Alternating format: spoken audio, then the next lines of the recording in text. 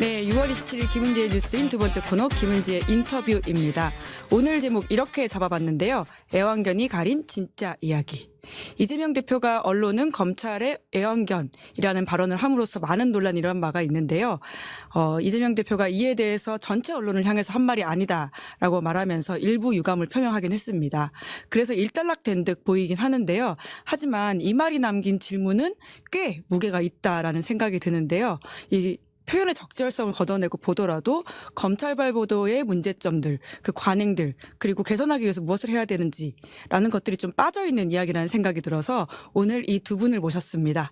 이 이야기에선 가장 적절하게 많은 말씀 해주실 분이라는 생각이 들어서인데요. 바로 인사드리겠습니다. 안녕하세요. 안녕하세요. 안녕하세요. 네, 저 뉴스타파에서 대북송금 엑스파일 보도를 이어가고 계시는 봉지욱 기자님이시고요. 예, 그리고 또 언론 비평을 담당하고 계시면서 최근에 새로운 프로그램 런칭하신 이재석 기자님이십니다. 네, 반갑습니다. 네, 반갑습니다. 이재석 기자님은 저희가 한 번 모셨었는데요. 봉지욱 기자님은 저희 시사인 유튜브 구독자라면 처음이시니까 한번 인사 원샷으로 해주시겠어요? 네, 안녕하세요. 저 뉴스타파의 봉지욱 기자입니다. 오늘 시사인 처음 왔는데요.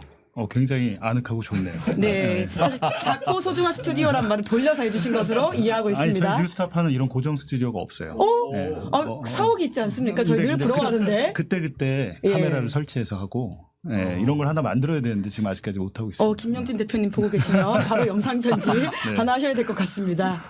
네, 그리고 또 그 사이 저희 이재석 기자님을 네. 한번 모셨었는데 그 사이에 새로운 프로그램 런칭하셔가지고 네. 진행을 하고 계십니다. 네. 이따가 바로 순간이동 하셔가지고 가셔야 되지 않습니까? 예, 저희 프로그램은 이제 내그알 오후 6시에 방송이 되는데 시사인 유튜브와 겹치지 않는다는 것이 천만다행이다. 저희가 네. 다행인 것 같은데요. 요즘 그 시사인 우리 유튜브 방송의 어떤 에너지 그리고 쭉쭉 치고 올라가는 그 구독자 수 이런 것에 저는 굉장히 복합적인 원인이 있다고 보는데 오. 잠깐만 언급드리면 좋습니다. 이것도 언론 비평 중에 하나예요. 예. 사실은 어떤 특정 매체를 비평하는 거니까 일단은 그 경험 많은 김은지 기자의 허허실실 진행 방식. 그러니까 뭔가 푸근한 척하는데 그 속에는 그 날카로움이 이렇게 군데군데 이렇게 있거든요. 예, 이게 가장 무서운 기자들의 전형인데 그런 진행 방식이 일단은 첫 번째 요인이고요. 두 번째는 그 제작진 PD들의 어떤 젊은 에너지. 엄청나죠. 진짜. 그게 방송에 묻어납니다. 그대로 묻어나고요. 그 작지만 또 하나의 요인은 썸네일 제작을 매우 감각적으로 한다. PD들의 그것도 역량입니다. 그것이 사람들을 이렇게 유인하는 요소가 아닌가. 그래서 아무튼 동접자 경쟁을 안 한다는 측면에서는 제가 오후 6시에 하는 게 다행스럽다 이렇게 생각하고 있습니다. 이 몫으로 모신 건 아닌데 정말 아름다운 시작입니다.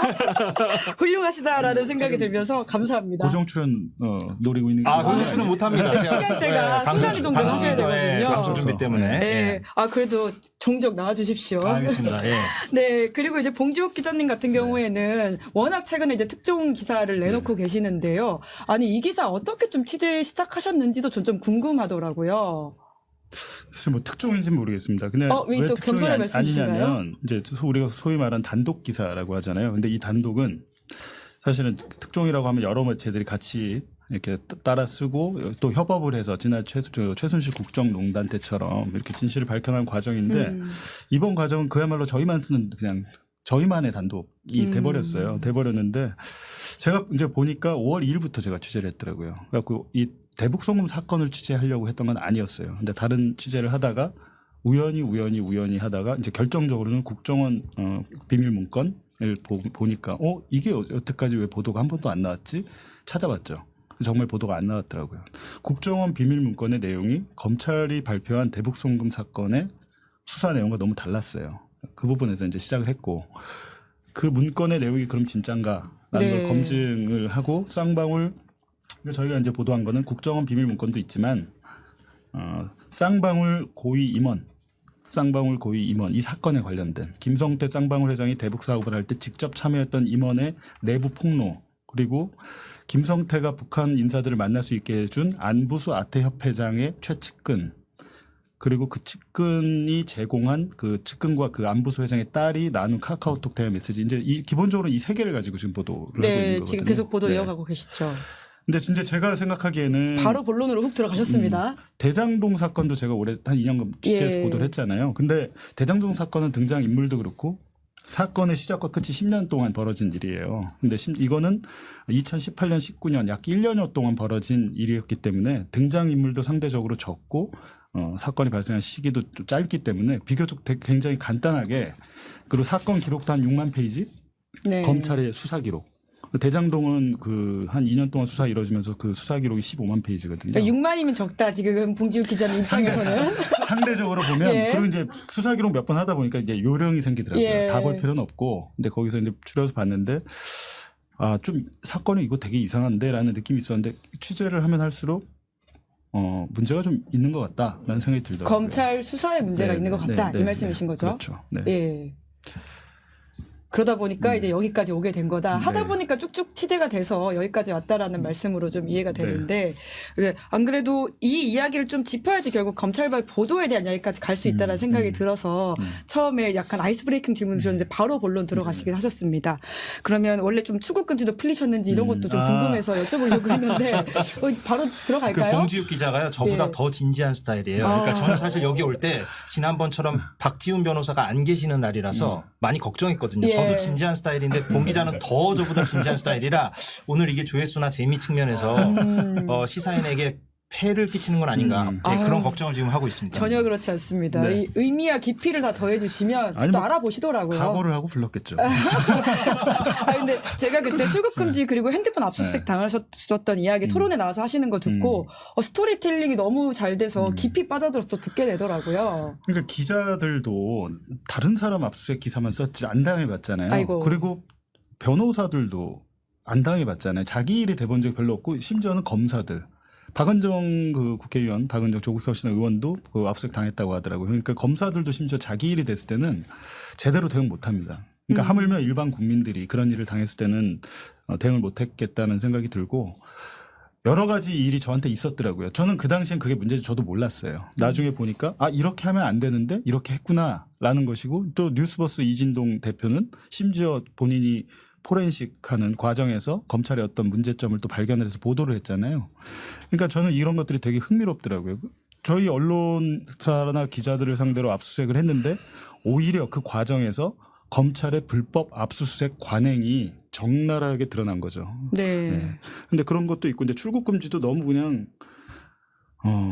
우리가 항상 그렇게 쓰잖아요. 누구 뭐 회장 출국 금지.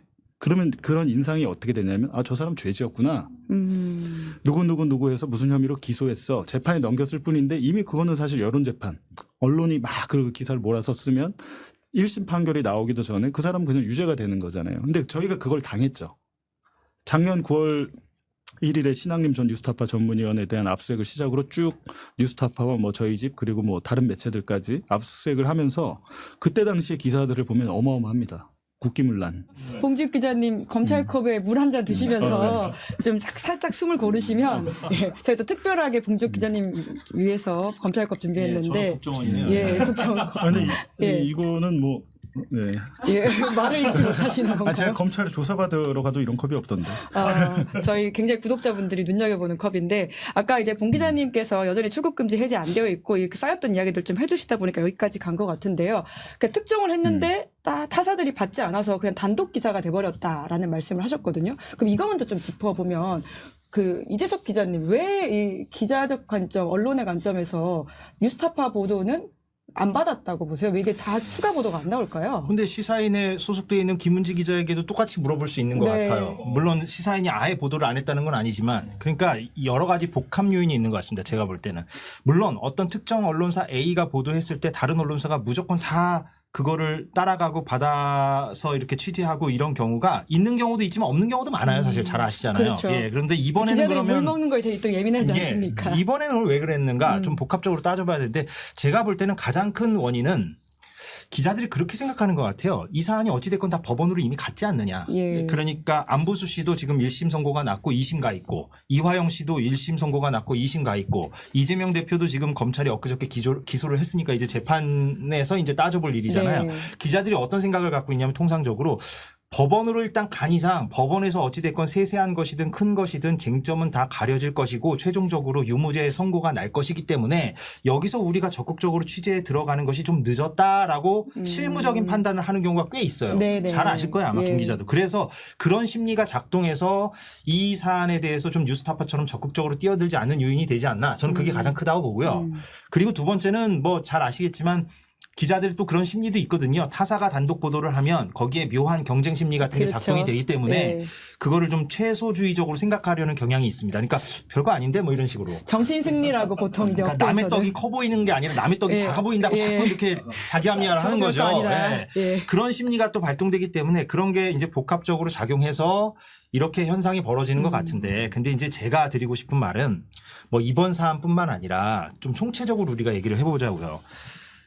검찰의 어떤 특정 수사 행태, 뭐 우리가 열거를 해보자면 별건 수사, 과잉 수사, 표적 수사, 또 먼지털이 수사, 정치적인 어떤 경향성이 보이는 수사 이런 것들에 대해서 뾰족한 문제의식을 갖고 지속적으로 취재하고 있는 매체는 제가 볼 땐 뉴스타파가 거의 유일합니다. 네. 물론 시사인도 잘하고 있습니다. 예, 시사인하고 뉴스타파 둘 다 잘하고 있는데. 온거 예, 말하셔도 괜찮습니다. 예, 근데 네.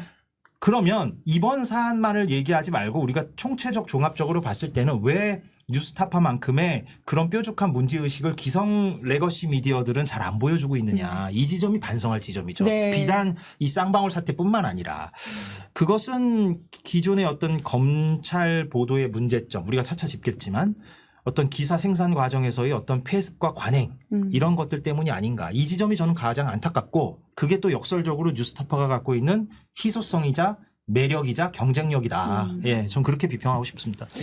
네, 이제 특히나 제가 이제 안보수 1심 관련해가지고 네. 나온 보도들 중에서 좀 가장 놀랬던 거는 이제 SBS와 한국일보의 오보라고 할 수 있을 것 같습니다. 이제 해당 판결문의 대북 송금 성격에 대해서 판단하지 않았다라는 식의 글을 썼다가 이제 그것이 사실이 아니다라고 정정을 하지 않았습니까? 판결문에 범죄 사실이라고 쓰여 있는 것은 네네네. 판사가 유죄 심증을 가지고 이제 판단했다라고 봐야 되는 것인데 그게 왜 좀 그렇게 나왔다고 그 취재하셨던 입장에선 보세요. 그러니까 제가 그 기사를 쓸 때도 저도 그게 내가 이렇게 써도 되나라는 검증 과정이 있었을 거 아니에요. 그래갖고 이제 현직 부장판사하고 변호사들한테 전화해서 물어봤어요. 이런 일이 있는데 내가 이렇게 쓰려고 했는데 이렇게 써도 되냐라고 이제 물론 저도 검증 과정을 거쳤을 거 아닙니까? 그러면 근데 이 내용을 말씀드리면 모르시는 분들이 계실 테니까 대북 송금이라는 게 북한에 800만 달러를 김성태 회장이 줄 때 안부수라는 사람도 약 5억 원 가량을 김성태의 부탁을 받고 북한 측에 건넸어요. 그러니까 한마디로 북한에 돈을 줄 때 김성태 쌍방울 회장과 안부수는 공범입니다. 공범인데 안부수 회장은 먼저 잡혀서 먼저 기소가 됐어요. 네. 그리고 김성태 회장은 그 도피에 있었잖아요. 그러니까 늦게 기소가 됐고 하고 다른 재판부에서 했는데 대북 송금만 놓고 봤을 때 안부수가 북한에 돈 그 5억 원 정도를 환전해서 보낸 것에 대한 판단과 이번에 이화영 재판. 근데 김성태 회장은 이제 7월 12일에 선고가 나고 이화영도 지금 대북 송금의 공범으로 지금 1심에 유죄가 됐잖아요. 그 재판 그 판결문을 보면 내용이 다른 거예요. 예를 들면 안부수 회장을 볼 때 돈을 줬으니까 돈을 준 목적이 이제 판결문에 있는 건데 안부수 회장의 1심 판결문은 안부수와 김성태가 짜고 대북 송금을 함으로 인해서 그 쌍방울 계열사의 주가를 띄우려고 했다는 목적이 있었다는 게 이제 판결문에 나와 있고 이화영 재판에서는 그게 쏙 빠지죠. 이화영의 판결문에서는 그게 네. 아니고 이재명의 방북이나 뭐 경기도의 뭐 스마트팜 대납을 위해서 준 거다. 그러니까 목적이 돈은 준 거는 이제 움직이지 않는 사실이고 목적이 바뀐 거예요. 그러면 제가 한 가지 흥미롭게 봤던 것은 다른 언론이 그걸 주목하지 않았는데 이화영 판결문대로 하잖아요. 안부수는 무죄입니다.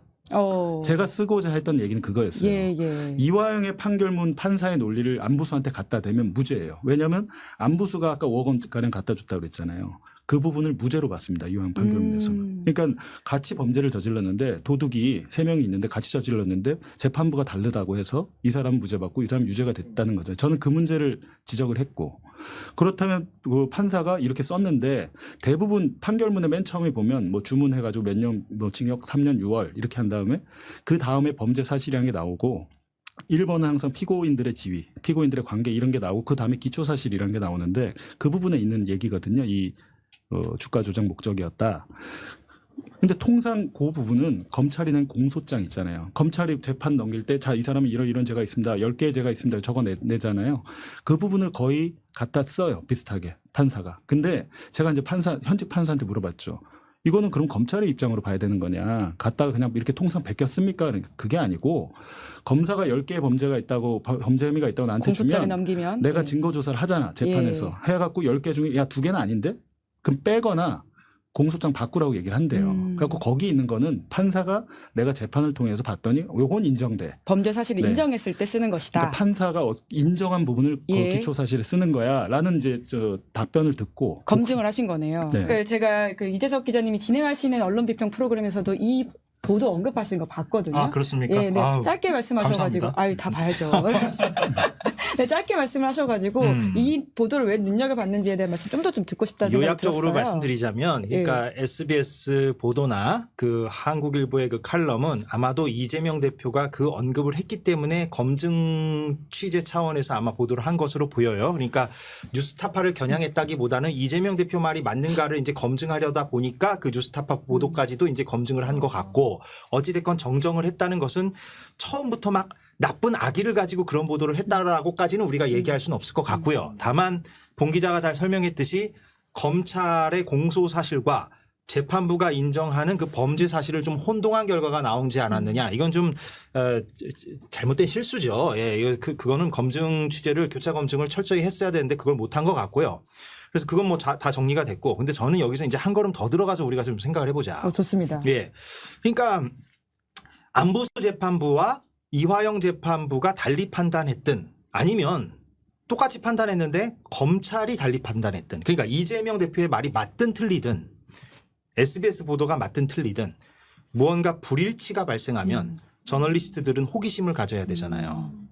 그러니까 그게 오히려 더 본질적이다. 네. 그러니까 재판부의 시각이 다르냐, 검찰의 시각이 다르냐, 이 말이 맞다, 저 말이 맞다도 물론 따져 물어야 할 부분이고 봉 기자 말이 다 맞지만 아주 근원적으로 생각을 해보면 검찰 시각의 어떤 변화가 보여도 따져 물어야 되는 것이고 재판부의 시각이 변화가 있어도 따져 물어야 되는 것이잖아요. 그런 호기심, 접근 방식이 필요하다라는 거죠. 네. 꼭 뉴스타파 기사를 막 지지하거나 옹호하라는 얘기가 아니에요. 예. 네. 그러니까 그런 게 필요한데 마치 재판부의 시각차가 있으면은 보도해도 되는 것이고 검찰의 시각차가 있으면은 뭐 보도하지 말아야 되는 것이냐 뭐 이렇게 흘러가는 이런 묘한 어떤 그런 구조가 있어서 저는 그것도 좀 지적하고 싶다. 예, 이 말씀을 네. 드립니다. 그러니까 말씀 듣고 보면 결국은 상대적으로 이제 그 출입처에 있는 기자들이 검찰 취재원을 되게 신뢰하고 있구나라는 느낌을 좀 받게 되는 게 있는 것 같습니다. 그러니까 지금 예. 이재수께서 말씀하신 게 뭐냐면 판사가 판단을 했다는데 둘째 치고 그렇죠. 검찰이 공소장을 낼 때 같은 사건이잖아요.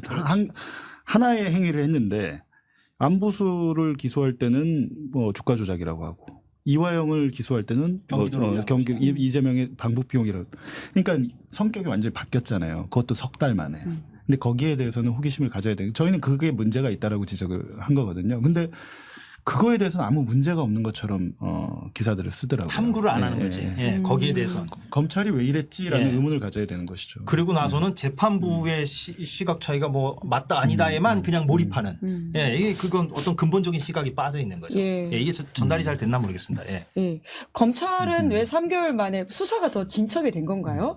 그러니까 김성태가 와서 자백을 했다. 드디어 자백을 했다는 네. 건데 이미 그 전에 이제 수사 기록을 보면 주가 조작으로 수사를 상당히 해놨어요. 해놓고 뭐 관련자 진술도 있고 뭐 이 쌍방울 임원들도 이거 주가 조작하려고 대북 사업한 거 맞아요라고 했는데 갑자기 김성태 오면서 사건의 성격을 바꾼 것은 그냥 제가 판단하기에는 주가 조작으로 갔다가는 이화영 부지사는 모르겠는데 이재명 도지사까지는 못 엮습니다. 연결이 안 돼요. 결론을 정해놓은 네. 수사로서 그렇죠. 가기 때문이다. 저는 그렇게 해보다 보니 이걸로는 안 되겠는데 방향을 바꾸다 보니까 그때 당시 저희가 뭐 제가 다른 데서 얘기했습니다만 김행 뭐 비대위원이랄지 국민의힘 분들이 이거는 쌍방울의 주가 조작이라고 국민의힘에서 난리를 쳤어요. 그리고 연합뉴스하고 뭐고 다 검찰발 기사로 해서 쌍방울의 주가 조작에 뭐 혐의나 증거가 나왔다 이런 기사가 쏟아지다가 갑자기 이게 방향이 바뀌는데 거기에 대해서 언론은 아무도 문제 제기를 하지 않았던 것이죠. 그리고 딴 걸 다 차치하고요. 이재명 대표는 어차피 기소됐으니까 법정에서 이제 공방을 벌일 것이고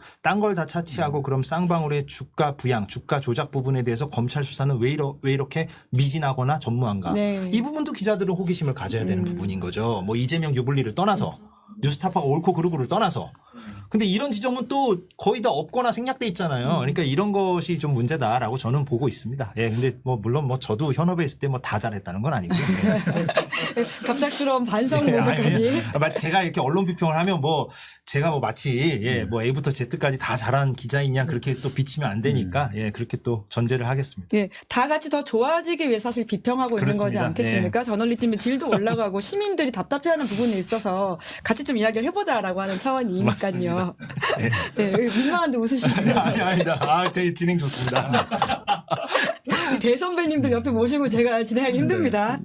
예, 그러니까 결국은 검찰발 보도에 대한 검찰실 취재원에 대한 뭐라고 할까 더 과한 신뢰 그리고 그러니까 그 말이 틀릴 수 있다는 전제를 검증을 덜 하게 되는 것이 이러한 좀 문제점들을 불러오는 게 아닌가라는 좀 개인적 생각을 하게 되는데요. 예, 맞는 말씀이에요. 그러니까 결국 검찰발 보도는 어떤 프로세스로 나오게 되는 것인가에 대해서 시민들이 좀 궁금해하실 것 같아요. 그러니까 진짜 한마디 듣고 쓰는 건가요? 어떤 거죠? 이건 뭐 저는, 예. 법조기사의 어떤 예. 생산 메커니즘을 좀 시민들도 아셔야 예. 되는데 근데 이게 뭐 어느 수준까지 설명을 드려야 될지 모르겠습니다만 통상적으로는 이제 차장검사라는 직책이 있죠. 그 차장검사들이 이제 일선 기자들과 소통하는 창구가 되는데 대변인 역할을 대변인 하죠. 역할을 예. 하죠. 잘 아시다시피. 그래서 그 차장검사가 기자들과의 어떤 개별적인 소통이나 혹은 다대일 소통을 통해서 본인들이 무언가 전달하고 싶은 팩트들을 이렇게 전달을 하죠. 근데 그것이 참 우스꽝스러운 것은 본인들이 무언가 전달하고 싶은 게 많은 사안인 경우에는 개별적 통화에서도 무언가 말이 많죠. 차장검사들이. 그런데 본인들이 뭔가 불편하고 무언가 좀 절제해야 되겠다 싶은 사안들에 대해서는 취재가 용이하지가 않습니다. 그 대변인격인 차장검사마저도.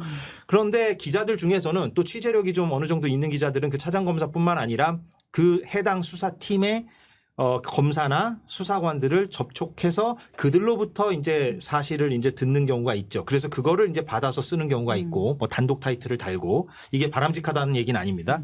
그리고 거기서 한 발 더 나아가서 정말 유능한 기자들은 그런 검사나 수사관이 이렇게 전달해 주는 그런 사실만에 그치는 것이 아니라 그거는 그것대로 참고를 하되 바깥에서 그러니까 외곽 취재라고 우리가 흔히 얘기하는데 사건의 관계자들이라든가 변호인단이라든가 이런 관계자들을 폭넓게 취재해서 그 사안을 다각도로 입체적으로 보는 기자들이 있죠. 제가 말한 마지막 유형의 기자들이 가장 유능한 기자들이죠. 가장 어떻게 보면 탐사 기자라고 할 수도 있고 네. 그런데 이제 그런 기자들이 좀 드물고 대부분의 이제 법조 출입 기자들은 시간도 쫓기고 또 그냥 검찰 쪽에서 이제 흘러나오는 정보들을 따라가기에 바쁜 그런 이제 그 기사 생산 메커니즘 속에 이제 쳇바퀴 돌듯이 돌아가기 때문에 이렇게 지적을 받고 있는 것이죠. 네. 검찰 것만 받아 쓰냐 이런 식으로. 예. 일단 설명 차원에서. 네, 네. 예. 예. 저는 2012년에 그 제가 경찰 기자할 때 JTBC에서 남부지검에서 아마 검사장이 기자단하고 회식하다가 성추행 뭐 약간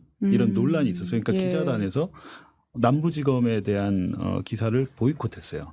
기자단에서 야 남부지검 사건 안 써. 사과를 하지 않으면 제대로 사과하지 예, 않으면 예. 남부지검 기사 안 쓸 거야라는 예. 보이콧인데 그때 당시 JTBC는 기자단에 못 들어갔었잖아요. 경찰 맞 기자단에 신생 못 언론사여가지고 들어갔는데 이 참 진짜 언론의 예를 들면 디테일 이런 거예요. 이야기네요. 저는 근데 예. 그때 당시 저도 어떻게 했냐면 예. 그때 당시 아마 신유철 차장인가 아마 그랬던 것 같아요. 차장검사를 찾아가서 아니 지금 뭐 기자단하고 이게 무슨 일이냐 그랬더니 아니 뭐 여기서 중요한 사건 특히 그 증권 범죄 같은 건 남부지검에서 많이 하잖아요. 네, 네. 그 우리 달라 내가 쓸 테니까 딜을 한 거예요. 그러니까 이런 식으로 되는 겁니다. 그러니까 자기 고백 갑작스러운 자기 고백 시간이시네요. 그러니까 신유철 차장 그때 예. 당시 차장검사가 그래? 그래갖고 몇 개를 뭐 이제 단독 보도를 한 거예요. 그러다 왜냐하면 한 곳이 그렇게 계속 쓰잖아요. 예. 안 쓸 수 없는 기사를 쓰면 그 기자단도 그 보이콧을 그냥 해제해야 된다. 해제할 수밖에 없는 거예요. 그때 당시 어떤 상황이었냐면 우리 공군 전투기에 피하 식별 장치라는 이게 주먹만한 게 있어요. 우리 군인가 아닌가 상대방인가 아닌가 식별 장치래요. 근데 그런 얘기를 하길래 아니 근데 차장님 그 말로만 해서는 이게 잘 안 와닿는데 피하 식별 장치 압수한 거 있어요? 그랬더니 이때. 그래갖고 몇 부에 가보래. 부장검사한테 전화를 하더라고요. 제가 딱 내려가니까 부장검사가 인사를 하더니 피하 식별 장치 압수된 거를 절 줬어요. 네. 그래갖고 제가 회사로 갖고 와서 앵커맨 탈 때 피하 식별 장치 바로 이겁니다. 이게 이제 불량품을 납품했는데 뭐 심각한 문제입니다. 예. 뭐 이러면서 그러니까 이런 거예요. 사실 나도 검찰발 기자였다 지금 이 고백을 하고 계시는 그러니까 거잖아요. 그런 일들이 네. 거기에 있으면 충분히 달콤하다. 그러니까 욕심은 있잖아요. 그런 단독 기사를 쓰고 싶은 욕심인데 그런 것들을 검사 입장에서는 본인들의 필요도 있는 거예요. 근데 이거는 그나마 다행스러운 건 이 지금 얘기한 이 사안은 정치적으로 민감하거나 예민한 사안은 아니잖아요. 어떻게 보면 좀 공익적인 뭐 수사일 수도 있고요. 그런데 우리가 지금 가장 문제시하고 있는 것은 검찰의 그런 아까 제가 말씀드린 표적 수사, 별건 수사, 과잉 수사, 어떤 특정 어떤 목적을 가진 수사, 정치적으로 예민한 수사 이럴 때 검찰과 언론의 어떤 공생관계, 공생 메커니즘 이게 정말 문제인 거죠. 네, 그래서 네. 봉 기자는 어떻게 보면 자기 고백을 하긴 했으나 안전한 고백을 했다. 네. 감싸주시는 것 같았는데. 안전한 고백을 했다. 그때 당시에는 그렇게 민감한 정보를 뭐 받을 수도 없고 좀 법적이 다 해본 적도 없었는데 그냥 그런 식으로 보면 예를 들면 윤석열 대통령이 그 영수회담 할 때 이재명 대표한테 내가 언론을 손에 쥘 방법을 알지만 하지 않는 거예요라고 했어요. 그 얘기가 제가 생각하기엔 그거예요. 이미 이제 자기가 특수부 검사를 오래 하면서 그렇죠. 언론 플레이에 능했다는 평가가 기자들과의 있죠. 미러를 윤석열 많이 대통령. 해봤고 예. 기사는 내가 다룰 줄 알아라는 이런 자신감이 있었던 것 같아요. 안 그러면 그런 말 자체가 나올 수가 없습니다. 정보를 주고 받으면서 내가 언론 충분히 컨트롤할 수 있다라는 자신감의 표현이다. 특수부나 특히 공안부에서 이렇게 많이 하죠. 일반적으로 제가 볼 때 90% 이상의 검사들은 다 정상이에요. 한 5% 내외의 검사님들이 좀 문제죠. 주로 이분들이 특수부고 공안부. 아까 말씀하신 것처럼 본인의 정치적 야망을 위해서 사실 조직을 망가뜨린다라는 비판을 할 만한 저 검사의 어떤 행태들이 또 언론도 망치고 있는 지점들이 있다. 근데 시청자분들은 이제 왜 그렇게 그러면 그렇게 하나하나 마치 가루를 이렇게 흘려주듯이 이렇게 떨궈주는 그런 팩트들을 뭐 그렇게 막 집착해가지고 언론들은 받아쓰기를 하냐.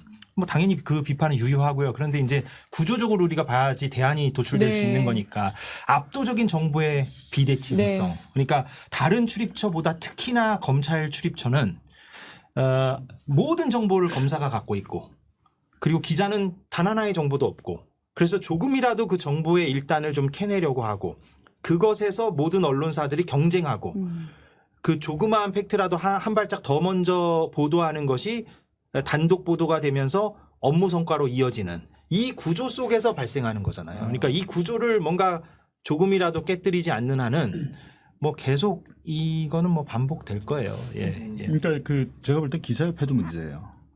기자들한테 상을 줄 때 검찰발 보도로 의심되거나 아니면 그냥 정말 그 수사 과정 뭐 압수수색이랄지 소환이랄지 이런 것들의 단독 기사를 이어진 것들을 상을 많이 주더라고요. 그러니까 요즘은 좀 그래도 좀 요즘은 더 덜해졌는데 전에 보면 지난 10년간 계속 그래왔기 때문에 어떻게 보면 우리가 기사를 평가할 때 좋은 기사라고 하는 것들이 검찰 기사냐 아니냐 이런 걸 좀 따져야 되는데 얼마나 또 노력을 했느냐 검증하려고 노력은 이게 없었어요. 네. 근데 사실 이게 현장 기자로서도 굉장히 어려운 질문이라는 생각이 드는 게 그러니까 만약에 최상병 사건 관련해서 공수처에서 굉장히 의미 있는 수사 자료를 나한테 제안을 한다라고 했을 경우에 나는 그럼 어떻게 할 것인가 이런 생각하게 되거든요. 이게 이제 김은지 앵커의 허허실실 날카로운 지적입니다. 그러니까 지금 공수처 발로 나오고 있는 내용들을 보면 그럼 마찬가지 아니냐. 검찰이 흘려주는 거나 공수처가 기자들한테 흘려줘가지고 보도하게 하는 거나 솔직히 뭐 비슷한 유형이라고 할 수가 있는데 그럼 여기에 대해서는 비판적 문제의식을 우리는 가져야 되는 거 아니냐. 자, 근데 여기서 이제 우리가 이렇게 생각을 해봐야 되는 거죠. 기자들에게 가장 필요한 것은 제가 볼 땐 맥락적 사고입니다. 맥락적 사고. 이게 무슨 얘기냐. 지금 공수처가 우리 한국 사회나 이 권력 지형에서 위치하고 있는 지점이 어느 지점이냐. 그리고 지금 공수처가 수사하고 있는 사안이 정치적인 역학관계 속에서 어떤 사안이냐. 이걸 들여다봐야 되는 거죠. 그러니까 무슨 얘기냐. 공수처는 지금 굉장히 위태로운 주체고 지금 최고 권력 그러니까 대통령 부부가 연루됐을지도 모르는 그런 중대한 사안을 혼자서 고군분투해서 지금 수사하고 있는 거잖아요. 이제 부부가 되었죠. 김건희 여사 관련까지도 나왔습니다. 그렇습니다. 그래서 제가 부부라고 한 건데 그래서 그런 수사를 하고 있는 공수처의 어떤 공수처가 지금 처하고 있는 그 맥락을 들여다봐야 되는 겁니다. 그렇기 때문에 공수처가 흘려주는 어떤 정보를 일정 부분 기자들이 소화한다 하여 그것을 무작정 비난만 할 수 있느냐. 이것은 오히려 감춰지고 은폐되고 무언가 뭉개어질 수 있는 팩트를 드러내고 진실을 세상에 드러내는 과정으로 우리가 적극적으로 의미 부여를 할 수 있지 않나라는 생각이 들고 그러면 과거의 조국 사태 때는 어떻게 봐야 되느냐. 그때는 여러 가지 다른 맥락들이 있죠. 그러니까 검찰이 문재인 정부가 추진하려고 했던 그 검찰 개혁에 저항하기 위해서 조국을 표적 삼아서 수사했다라는 해석이 있었지 않습니까? 그 해석에 동의를 할 수도 있고 동의를 안 할 수도 있습니다. 그건 개개인별로 생각이 다를 수 있으나 그 맥락이 놓여 있다면 조국 전 장관 부부에 대해서 검찰이 하나하나 흘려주고 있는 그 사실들에 대해서는 유의 깊게 봐야 되는 거죠. 그런 게 바로 기자들이 생각해야 할 어떤 맥락적 사고이자 종합적 사고인데 기자들은 보통 그런 생각을 잘 안 하고 어떤 생각을 하냐면 그냥 표면적으로 드러나는 것은 무조건 우리는 보도한다. 표면적으로 내가 포착한 것은 무조건 보도하는 것이 기자의 일차적 책무다라는 데만 꽂혀 있어요. 그런데 세상 모든 일은 너무 영감처럼 말하는데 진공살균 포장된 그런 사안은 없습니다. 이 세상 모든 성찰의 사안은 아이콘. 예. 이 세상 모든 사안은 진공 포장되고 살균 포장된 게 아니에요. 예. 다 어떤 정치적 맥락이 있고 역학관계가 있고 다양한 어떤 어떤 맥락들이 있는 겁니다. 그거를 놓쳐서는 안 됩니다. 기자들은. 예, 종합적으로 봐야 된다. 예. 예, 그 얘기를 맥락적 사고 어떻게 하면 할 수 있습니까? 봉태 기자님. 또 생각이 나네. 오늘 보니까 옛날 생각이 많이 나네요. 예, 라떼. 지금 대기자님들이셔가지고. 그러니까 2014년에 예. 제가 SK텔레콤 관련 보도를 한 적이 특종서 있는데 여러 개 나옵니다.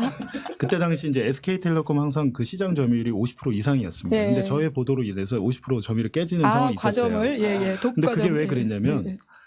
그 사건을 수사하는 검사한테 연락이 와서 제가 아는 검사인데 왜 연락이 왔냐면 위에서 누른다는 거예요. 수사를 못하게. 수사를 못하게 사건을 축소하라고 위에서 압력이 오는데 네가 와서 이걸 좀 보도를 해줘야겠어. 그래야 못 누를 거 아니야. 예를 들면 이런 상황에서는 검찰발 보도를 해도 되는 거예요. 저한테 도움을 요청했고 야 이거는 진실 그대로 드러나야 되는데 검사가 이제 도움을 요청한 거 아닙니까? 자본 권력의 네. 힘이 개입되는 거죠. 그렇죠. 네. 어마어마하게 압력이 들어온대요. 그래갖고 자기는 옷 벗어도 되니까 네가 해.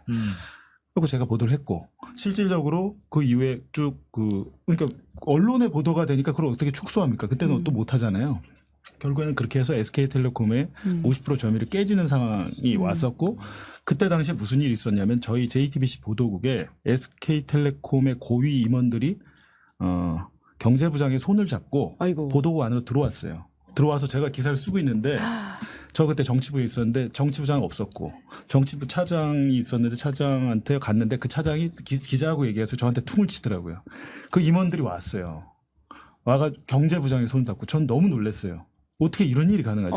보도국에 지금 메인 뉴스 나가기 몇 시간 전에 영화 같은 이야기 아닌가요? 네. 그래갖고 예. 제가 어떻게 했냐. 지금은 말씀드릴 수 있을 것 같아요. 예. 너무 열이 받아갖고 제가 그때 손석희 사장한테 전화를 했어요. 손석희 사장은 사장실에 있으니까 모르잖아요. 네.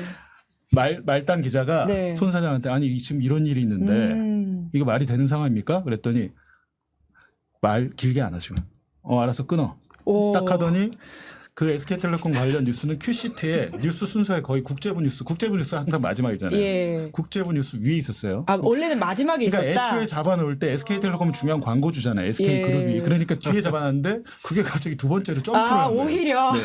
손석희 사장이 큐시트를 조정한 거죠. 아. 예를 들면 그런 일이 있는데 손석희 사장 같이 하는 경우는 드뭅니다, 사실은. 근데 그런 게 나 기억이 나네요.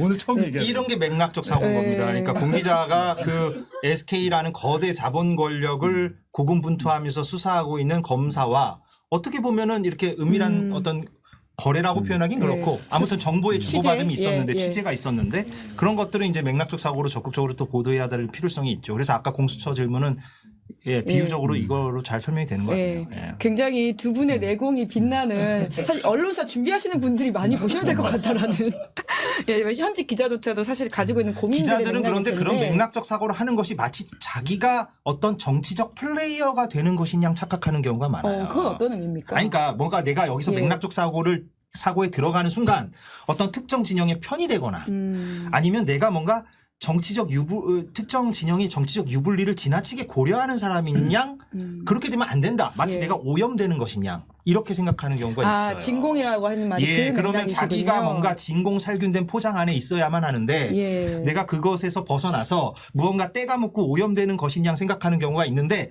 그것이야말로 가장 정치적인 행위일 수도 있습니다. 역설적으로 보면. 네네. 예, 근데 이건 참 1시간 정도 얘기해야 되는데 예, 네. 그만하죠. 한 번 더 모셔야 될 것 같습니다. 이게 좀 잘 시청자분들께 전달이 잘 됐으면 좋겠습니다. 네. 예, 이런 고민들이. 아니, 또 생생한 사례를 넣어주시니까 예, 예. 굉장히 재밌고 더 와닿는 것 같아요. 전 너무 추상적으로 얘기해서 아니, 문제는. 두 분의 합이 좋습니다. 네. 지금 오늘 성찰의 아이콘 이재석 기자 끝없이 성찰하고 계십니다. 예. 그러면 결국은 저는 이제 법조기자단 이야기도 안 할 수 없을 거라는 생각이 드는데요. 또 뉴스타파는 관련된 소송을 진행하고 있지 않습니까? 1심에서는 이게 문제 있다라는 걸 이끌어냈는데 2심에서 또 졌어요. 어떻게 되는 겁니까? 제가 오기 전에 이제 뭐 이미 했더라고요. 그리고 1심 이겨서 그런가 보다 했는데 2심에서 뭐 바뀐 거는 결국에는 기자단, 법조기자단의 손을 들어준 거잖아요. 문제 없다. 근데 잘 생각해 보셔야 되는 게 아까 JTBC에서 이미 2010년에 신생 매체라서 기자단에 못 들어가고 제가 그때가 경찰 기자였을 때 뭐 종로경찰서나 뭐 서대 뭐 경찰서나 이런 데 가면 제가 그때 나이가 35이었어요. 그 다른 일을 하다가 뭐 이제 경력 JTBC 생기면서 들어갔잖아요. 근데 20대 이제 새파란 동생들이 기자단 아니까 나가라고 난리가 났었어요 그때. 싸움이 나고 그런 경험은 저는 했거든요. 근데 저희는 강대강으로 가자 해서 소송까지 가려고 하니까 소송은 하지 마라 하면서 어떻게 좀 이렇게 합의가 되면서 기자단에 들어갔는데 그 역시도 마찬가지로 기자단에 들어가려는 걸 전제로 벌인 일이잖아요. 네. 근데 제 생각은 뭐였냐면 이렇게까지 할 필요 있냐. 왜냐하면 그 경찰이나 그 법원이나 검찰에 있는 그 공간은 국민의 세금으로 만든 공간이지 저희가 임대료를 내고 기자단에 들어가지 않습니다. 네네. 운영에 대해서는 운영하는 분을 뽑아서 그분 월급 주는 건 각 언론사가 내지만 결과적으로 국가기관의 그 공간이잖아요. 근데 거기에 대해서 저희가 못 들어갑니다. 그러니까 예를 들면 기자단에 속해 있지 않으면.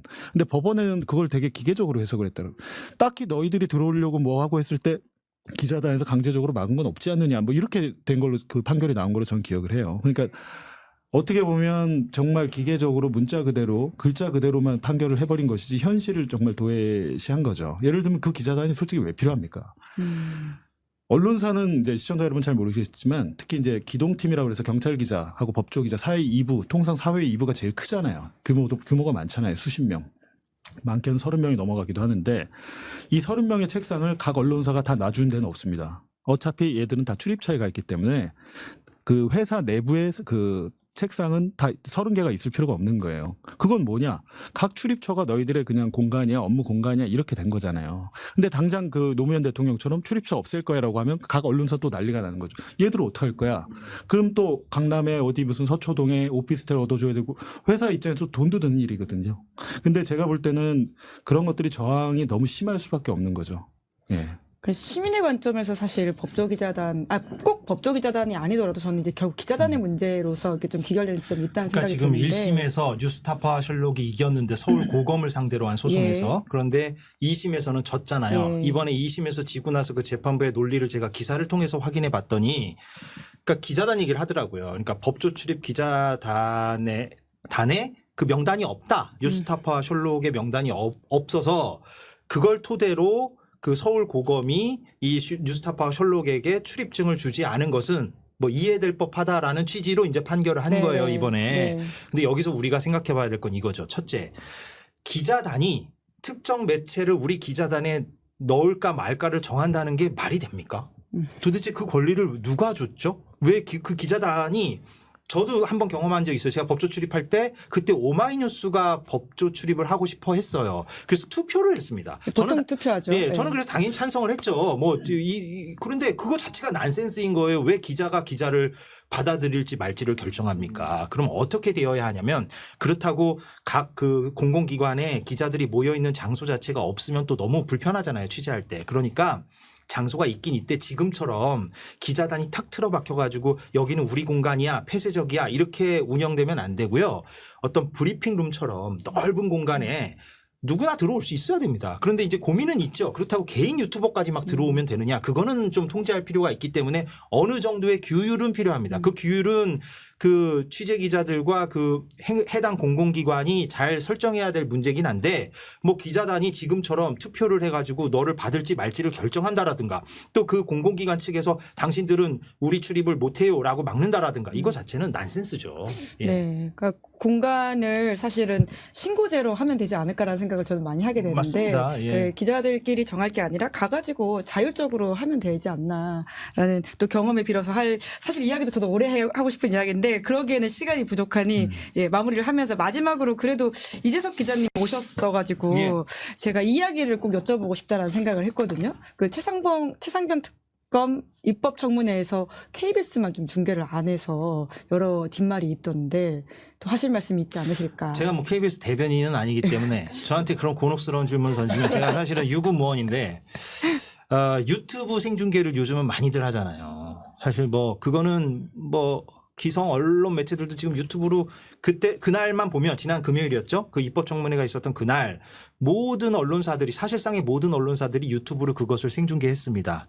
단 한 군데 KBS만 빼놓고 뭐 TV조선도 했어요 생중계를. KBS의 논리는 그거잖아요. 야당만 있었기 때문에 야당 의원들만 있었고 그들이 주도하는 입법청문회이기 때문에 이것은 생중계했을 때 뭐 균형성이나 공정성에 문제가 될 수 있다 이런 논리로 생중계를 안 했더라고요. 근데 이것은 좀 심하게 얘기하면 궤변입니다. 궤변. 그러면 KBS를 제외한 나머지 모든 언론사들은 균형성이나 공정성을 상실했다는 얘기가 되는데 그거에 누가 동의할 것이며 가장 중요한 건 이거죠.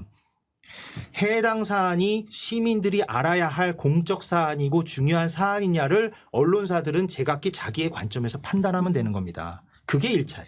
예, 자기 언론사들의 관점을 가지고 그걸 판단하면 되는 건데 그 판단을 다 유보하고 아까 제가 얘기한 진공살균하고 또 연결돼요. 네.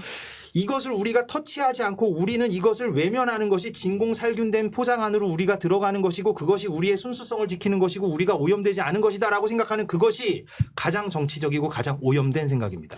이재석 네. 기자님 랩하셨습니다. 네. 너무 빨랐죠. 예. 아니요, 네. 또 예. 아직 딕션이 좋으셔가지고 다 알아들었습니다. 좀 천천히 하겠습니다. 예. 예. 그 봉축 기자님한테 질문을 바꿔서 이야기를 좀 드리고 싶은데요. 그러면 본인의 관련 이제 지금 굉장히 집중하고 있는 이 보도에 있어서 타사 언론, 그러니까 보통의 언론계 기자들에게 좀 하고 싶은 말씀은 뭐가 있을까요?